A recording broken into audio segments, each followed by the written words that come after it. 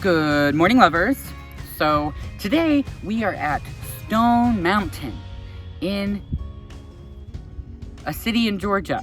Anyway, this video is impromptu, kind of. I want to stay open and honest and communicative on this channel because if I'm not, then what are we learning? I've been in Georgia for a few days, almost a week, and since I've arrived here, a shift has occurred internally that unsettled me a bit.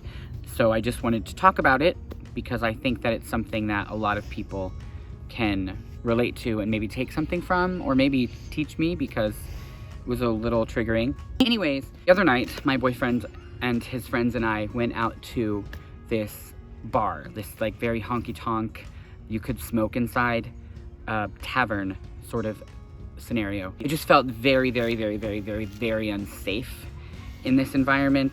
Like I didn't feel comfortable like touching my boyfriend or him kissing me or even like getting up and dancing. You know, I've lived in this like safe, beautiful bubble of Orlando for so long that I forgot what the rest of the world was like.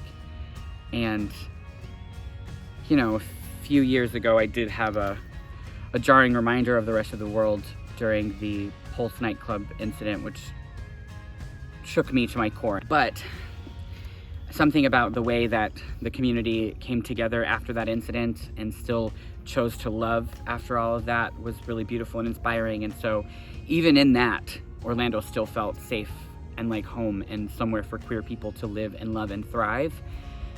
And it is, but I've been so sheltered by that.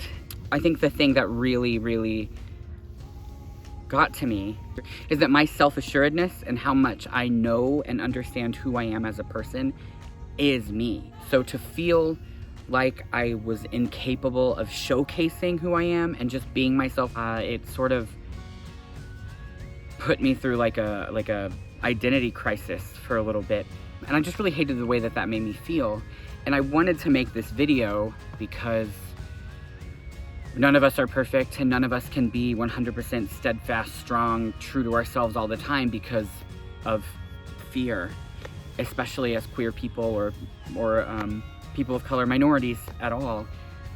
There's a lot of things to be scared about in the world. So I guess I just want to say that on this channel, I preach a lot about being 100% your authentic self. And I just want to add an asterisk saying that if you are in a place that is unsafe, listen. If you're ever feeling those things and because you're unsafe or unsure if you're safe, don't let that make you question yourself or feel less than, or don't let imposter syndrome take over, because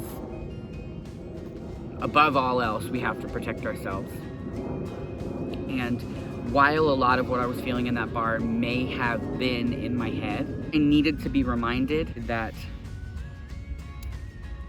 I'm really, really judgmental about people who are in the closet. I use words like coward and things that aren't very kind. And I feel like I needed this sort of wake-up call to realize that there are legitimate reasons why people have to stay in a closet. I guess the moral of this is that knowing yourself and being true to yourself and loving yourself doesn't always look the same, even on the same person.